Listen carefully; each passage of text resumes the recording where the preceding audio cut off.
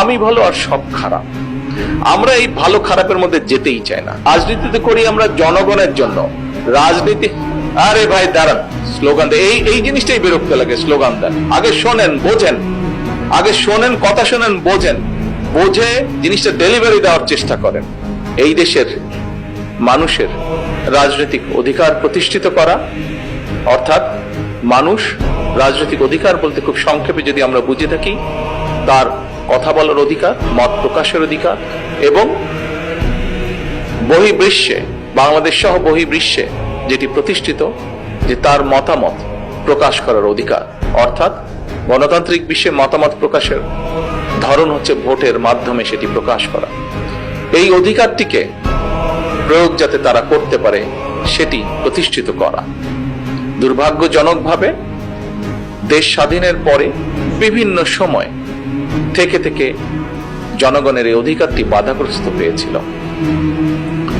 এবং এই রাজনৈতিক অধিকার প্রতিষ্ঠার সাথে সাথে আরেকটি অধিকার, সেটি হচ্ছে জনগণের অর্থনৈতিক অধিকার, অর্থাৎ জনগণের মধ্যে বিভিন্ন শ্রেণী পেশার মানুষ তাদের নিজ নিজ যোগ্যতা অনুযায়ী তার কর্মসংস্থান, তার নিরাপত্তা, তার যোগ্যতা অনুযায়ী সেটি তার বিভিন্ন কর্মসংস্থান হোক বা ব্যবসা বাণিজ্য, অর্থাৎ সেই অধিকার যাতে সে পূর্ণভাবে ভোগ করতে পারে। খুব সংক্ষেপে যাতে যদি মনে করি আমরা, এটি হচ্ছে মানুষের মৌলিক বিষয়গুলোর অন্যতম, বা যা তাদের চাওয়া ছিল। জনগণের জুলাই আন্দোলন সফল হয়েছে। জনগণের কাঙ্ক্ষিত সেই গণতান্ত্রিক অধিকারও সফলতার পথ ধরে এতদূর পর্যন্ত আজ এসেছে। আমরা আমাদের 31 দফায় বলেছিলাম আমাদের মূল লক্ষ্য হচ্ছে জনগণের রাজনৈতিক এবং অর্থনৈতিক যে অধিকার সেটিকে প্রতিষ্ঠিত করা। আজকে আমরা একই সাথে এটাও বলেছিলাম যে আমাদের 31 দফা হচ্ছে রাষ্ট্র পুনর্গঠনের 31 দফা। আমরা যখন দায়িত্ব গ্রহণ করার পরে যুদ্ধ পরিস্থিতি শুরু হলো, তখন আসলে আমরা একটু ওয়ারি ছিলাম যে কি করে সকল পরিস্থিতি আমরা ম্যানেজ করব। আমরা জানি এই সকল বিধ্বস্ত অর্থনীতি, বিধ্বস্ত সব পরিস্থিতির মধ্যে আমরা জানি ভিতরে জনগণ অবশ্যই কষ্টের মধ্যে দিয়ে যাচ্ছে। আমরা আমাদের সাধ্য মতন, আমাদের অভিজ্ঞতা, আমাদের বুদ্ধি বিবেক, বিভিন্ন পরামর্শের ভিত্তিতে আমরা সাধ্য মতন চেষ্টা করছি এবং চেষ্টা করে যাচ্ছি আমরা কিভাবে জনগণকে এই পরিস্থিতিকে আমরা বের করে আনতে পারি। এর ভিতরেই আমরা জানি যে বিশেষ করে জ্বালানি খাতে তেল বা গ্যাস, এইসব বিষয়, বিদ্যুৎ, এসব বিষয়ে জনগণ সমস্যার মধ্যে দিয়ে যাচ্ছে। কিন্তু এই যে জ্বালানিটা দিয়ে আমি শুরু করলাম, কারণ এই মুহূর্তে জ্বালানির কথাই বলুন, গ্যাসের কথাই বলুন, এই সব ক্ষেত্রে আমরা জানি দেশের বিভিন্ন প্রান্তে বহু মানুষ এই সকল ভোগান্তি পোহাচ্ছেন এগুলা। তো এখন এই বিষয়গুলোকে অবশ্যই আমাদের অ্যাড্রেস করতে হবে। কিন্তু এই কথাটাও তো সত্য, এই কথাটাও সত্য যে কিভাবে আমরা যদি শুধু জ্বালানি খাতের কথাই চিন্তা করি, কিভাবে ফাঁসিবাদী স্বৈরাচার এই জ্বালানি খাতটাকে তাদের পকেট ভারী করার একটি খাত হিসাবে তারা এটাকে বিবেচনা করেছিল। কাজেই স্বাভাবিকভাবেই এত বছরের লুটপাট করে যে সেক্টরটিকে বিধ্বস্ত করে ফেলা হয়েছে, সেই সেক্টরটিকে যদি পুনর্গঠন করতে হয় কিছু তো অবশ্যই সময়ের প্রয়োজন। আজকে অনেকেই বলেন, দেখলাম বিভিন্ন জন বিভিন্ন বক্তব্য দিয়েছেন, আমরা এক্সকিউজ দেওয়ার মাধ্যমে আমরা আমাদের দায়িত্ব এড়াতে চাচ্ছি না। সমস্যা আছে আমরা জানি, আমরা সেই সমস্যাটাকে অ্যাড্রেস করতে চাই। অনেকেই বলছেন যে বিভিন্ন বাসা বাড়িতে বা বিভিন্ন মিল ফ্যাক্টরিতে গ্যাস পাওয়া যাচ্ছে না, ফলে হয়তো অনেক জায়গায় অনেক মিল ফ্যাক্টরি চালানো যাচ্ছে না, অনেক বাসা বাড়িতে হয় না রান্না বান্না করা যাচ্ছে না। ইয়েস, উই অ্যাডমিট সমস্যা আছে, কিন্তু সমস্যা সমাধানের জন্য আমরা নিরন্তর কাজ করারও চেষ্টা করছি, উপায়টি বের করার চেষ্টা করছি। আপনারা নিশ্চয়ই দেখেছেন, গতকালকে পেপারে এসছে, দেখেছেন যে আমরা পার্শ্ববর্তী দেশ মায়ানমার থেকে গ্যাস আনার জন্য আলোচনা এরই মধ্যে শুরু করেছি। শুধু এটিই নয়, আমরা কিছুদিন আগে, আপনাদের খেয়াল আছে যে আমি মালয়েশিয়া এবং চায়নাতে গিয়েছিলাম।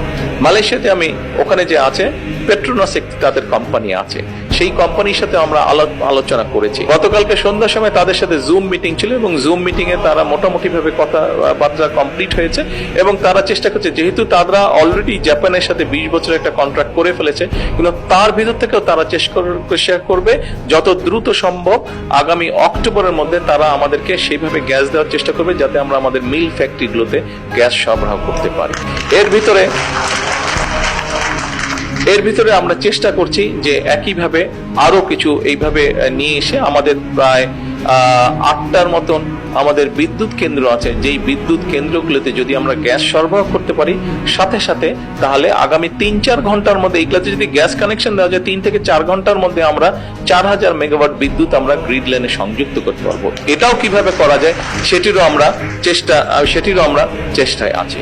আমরা আসার 1-1.5 মাসের মধ্যে আমরা সিদ্ধান্ত নিয়েছি যে বাপেক্সের জন্য আমরা 2টো রিগের ব্যবস্থা আমরা করছি, যাতে করে দ্রুত তারা দেশের ভিতরে যেখানে যেখানে আমাদের গ্যাস পাওয়ার সম্ভাবনা আছে, সেখানে গ্যাস, যেখানে তেল পাওয়ার সম্ভাবনা আছে, সেখান থেকে এই খনিগুলো যাতে এক্সট্রাক্ট করা যায় এবং আমরা নিজেরা যাতে আমাদের এই খনিজ সম্পদগুলো যাতে দেশের জন্য ব্যবহার করতে পারি, সেইটাও প্রক্রিয়া এগিয়ে চলছে। হয়তো একটু সময় লাগবে, কিন্তু ইনশাল্লাহ আমরা কিছুদিনের মধ্যে আমরা একটা ভালো রেজাল্ট পাবো। আমরা যেই কথাগুলো বলছি এটা আমি একটু গর্ব করেই বলি, আমরা আপনার সরকার যেই কথাগুলো বলছে, যেই কাজগুলো করছে, আপনার সরকারের বাইরে আর যে রাজনৈতিক দলগুলো যারা বিভিন্নভাবে আমাদেরকে বিভিন্ন কথা বলছে, আপনি একটু চিন্তা করে, ঠান্ডা মাথায় চিন্তা করে দেখেন তো তাদের কথার মধ্যে কতটুকু সাবস্টেন্স আছে, তাদের কথার মধ্যে কতটুকু প্ল্যানিং, প্রোগ্রামিং, পরিকল্পনা, চিন্তা ভাবনা আছে। কথা বলে দেখেন তো, নেই। কিন্তু আপনাকে 31 দফা এই দেশের জনগণকে 31 দফা, অর্থাৎ বিএনপি শিক্ষা খাতে কি করবে, বিএনপি স্বাস্থ্য খাতে কি করবে, বিএনপি ইন্ডাস্ট্রির জন্য কি করবে, বিএনপি ব্যাংকিং খাতে কি করবে, বিএনপি কোন খাতে কি পরিকল্পনা গ্রহণ করবে বা কি তার চিন্তা ভাবনা প্ল্যানিং করতে চায়, কাজ করতে চায়, প্রত্যেকটি বিএনপি জনগণের সামনে তুলে ধরেছে। আর কোন রাজনৈতিক দল বাংলাদেশে এই কাজগুলো করেছে আপনারা বলতে পারেন আমাকে? রাজনীতি তো করি আমরা জনগণের জন্য। রাজনীতি, আরে ভাই দাঁড়ান, স্লোগান দেয়, এই জিনিসটাই বিরক্ত লাগে। স্লোগান দেন, আগে শোনেন, বোঝেন, আগে শোনেন, কথা শোনেন, বোঝেন, বোঝে জিনিসটা ডেলিভারি দেওয়ার চেষ্টা করেন। তো আর কোন রাজনৈতিক দল কিন্তু কাজগুলো করেনি। কোনো রাজনৈতিক দল, আমরা শুধু গাল ভরা কথা শুনেছি, আমরা গলা ভরা কথা শুনেছি, গাল ভরা কথা আমরা শুনেছি। আমরা কতগুলো কথা শুনেছি যেগুলা শুধু তর্ক বিতর্ক, আমরা শুনেছি সমালোচনা, আমরা বিভিন্ন মনে মানুষকে খারাপ, অর্থাৎ এমন একটা অবস্থা হয়ে দাঁড়িয়েছিল বা এমন একটা অবস্থা এখনো ক্ষেত্র বিশেষে দেখতে পাচ্ছি আমরা, যে আমি ভালো আর সব খারাপ। আমরা এই ভালো খারাপের মধ্যে যেতেই চাই না। আমাদের রাজনীতি যে জনগণকে নিয়ে, আমাদের রাজনীতি যে দেশকে নিয়ে। আসুন, আমরা শপথ করেছি এই দেশের মানুষের জন্য ডেলিভারি করার, এই দেশের মানুষকে ডেলিভার করব, আমরা কাজ ডেলিভার করব। আমরা আজকে কি পেলাম? হ্যাঁ, আমি জানি এখানে আপনারা যারা আজকে ঘরে উপস্থিত আছেন, এমনকি এই মঞ্চে উপস্থিত যারা আছেন, বিভিন্ন জন বিভিন্ন অত্যাচার নির্যাতনের ভিতর দিয়ে আপনারা গিয়েছেন, বিভিন্ন জন বিভিন্ন কিছু হারিয়েছেন জীবনে। আমি আমার বাড়িঘর সবকিছু হারিয়ে ফেলেছি, যেই বাড়ি রেখে আমি চলে গিয়েছিলাম, ফিরে এসে তো আমি সেই বাড়ি দেখিনি। তো আমরা সকলেই, বহু মানুষ বহু কিছু হারিয়েছি আমরা। কিন্তু আসুন, এখন বোধহয় আমাদের মাইন্ডসেট চেঞ্জ করার একটি সময় চলে এসেছে, পরিস্থিতি চলে এসেছে। আমরা এখন নিজে কি পাবো দিয়েছি তো। আমরা তো গত 17 বছর বিএনপি জাতীয়তাবাদী শক্তি এবং তার সাথে আমাদের যারা সহকর্মী, আমাদের অন্যান্য রাজনৈতিক সহকর্মী ছিল, প্রত্যেকে তো আমরা দিয়েছি তো। আমরা আমাদের সময় দিয়েছি, আমরা আমাদের ঘাম দিয়েছি, আমরা আমাদের যতটুকু সম্ভব অর্থ সেটি আমরা ব্যয় করেছি রাজনীতির জন্য।